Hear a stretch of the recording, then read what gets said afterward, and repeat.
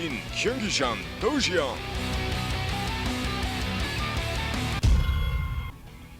All right, guys, here we go. Let's get things started on Atlantis Spaceship, and we are going to begin with our Terran in red.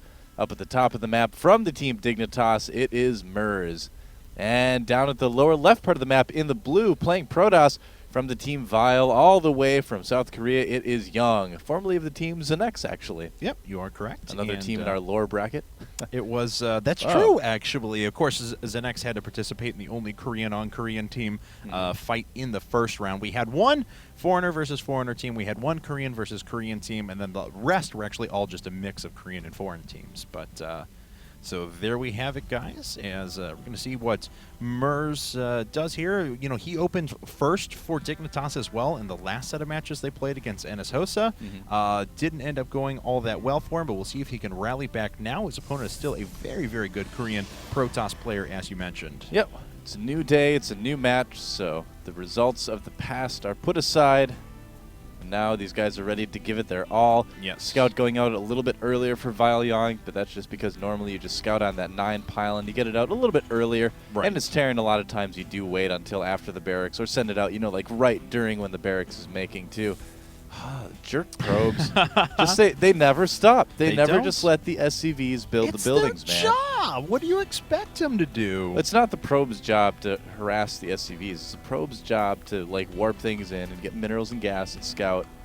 You gotta play the hand that was dealt you, and the probe is making the most of that and being as annoying as possible. And I commend him for that. You know what? I'm gonna come out and I'm gonna commend him for it. You've got a point, I guess. And apparently Dignitas out. Yeah, has left the game, apparently. Anyway, all right, so looks like MERZ is going to add in gas. His opponent's going for a conventional, pretty standard opening so far. Neither player on this very, very large map going after a, quick 1-Rex gasless FE or a command center first or anything like that. Yeah, MERZ kind of looking like he wants to wall off, but I don't know. I'm one of those people, get out killer.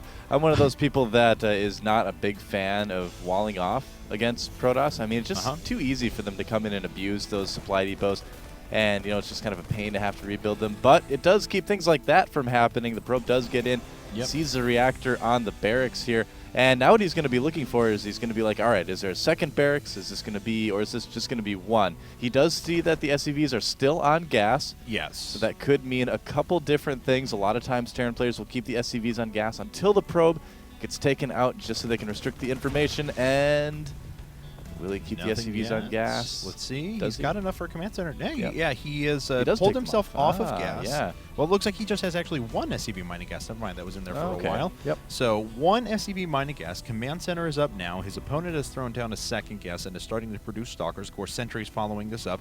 Zealot, Stalker, and then Sentry follow-up for a 1-gate Sentry expand or something. Not unheard of. Very, very standard play. Yep. Now, going back to just why you would take your SCVs off gas, normally you'd want to do that so you could get that command center a little bit quicker.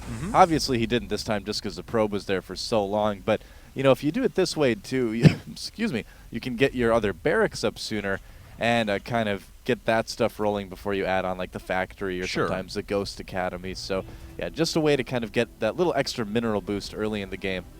And looks like he has pulled completely off of gas now, so I'm not sure what else he'll be saving up here or why he feel left like he kind of meant to, but missed one. Just missed one? Yeah, it kind of did feel like that. So, and MERZ now finishing up his command center. His opponent, on the other hand, adding in 2 more gateways before he decides to expand. So, and a robo. I apologize. It looks like it's actually just 2-gate robo, not a 3-gate play, 2-gate robo. Still a very safe, steady expand from Vile.Yong. Doesn't want to mess around at all in this game.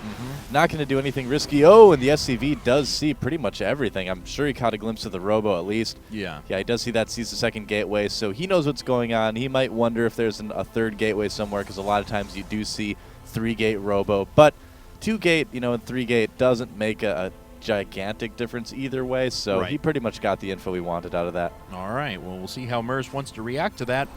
He had 2 more barracks on the way before he even saw anything that was in there, so he hasn't completely shown us his inclination yet. Double Tech Lab, not going to go super, super, super Marine heavy. He's going to throw in pretty varied Marines and Marauders out of those.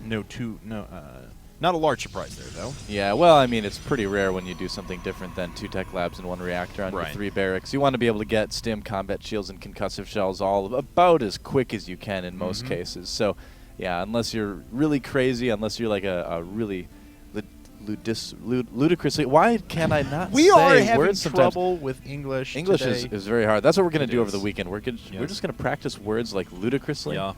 Things like that, maybe indubitably, Ausgezeichnet. inconceivably.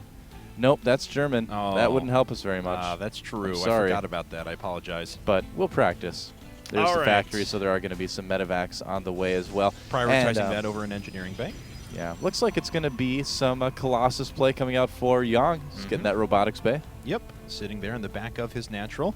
Now he's finishing up his own Nexus, but of course, oh wow, you know, this SUV gets a perfect time on that as well. You know, and he does see the Immortal, so maybe he'll think his opponent is bypassing Colossi for a little while. I'm not sure. I think what he's looking for now is, you know, when you see that type of thing, you always have to wonder, all right, is he going to try to do the 2 base, like 6 racks robo, 5 racks robo, you know, bunker bust plays? He's just going to try to break down my front door with that. When he went in and scouted the robo right away, you saw him throw down a bunker right after that too. So, yeah, as a Terran player, you really need to kind of watch out for that type of thing. And like how he's not recovering them right away. It was Pain User that always said that. I don't know why Terrans do that. Do you really need that 150 resources right there? Yeah, or exactly. is it more valuable to you that you can fall back to a great, already prepared defensive position? That happens so many times too, where the Terran moves out like this, they lose their army, and then it's like, oh gee, I wish I had some bunkers back at my natural instead of 150 minerals that I really didn't need. But yeah, it was like kind of the craze for a while to salvage your bunkers right as you moved on. Terran players still do it all the time. Yep, more often than not. I mean, I tend to see it's more than just keeping those alive like normal. All right, we have our first Colossus coming out now. Thermal Lance is on the way. It'll time nicely with the second Colossus that's going to appear. It's not a lot of forces on the field, but to be honest, MeRz really hasn't brought that much either. Ooh, MeRz has got to be careful here. This is not a good timing for him. Yeah, he's going to make a run for it as soon as he sees that Colossus, and he's even going to need to stim to get away from here. Oh, wow. No, that's what happens when you don't stim. You just lose your units. Would have been better to take a little bit of damage to get healed up by the medevacs and just kind of save the stim and lose, you know, a Marauder and a couple of Marines like he did. Yep. So, yep, normally you just want to get out of there as fast as you can in that situation.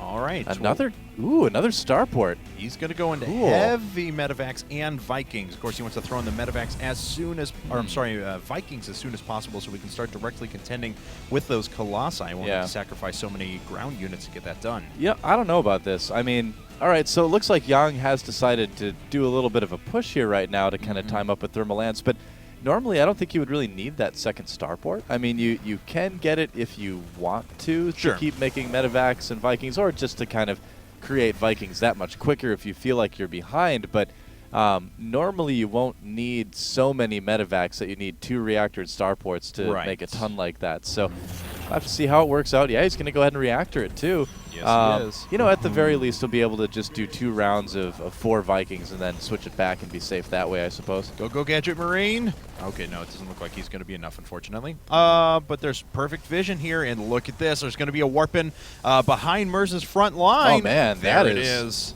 Oh, wow, I didn't realize you could do that on this map. Yep. And 4 Zealots are making their way through. Thank you, Ping, on the map. Yes, we already see it, though.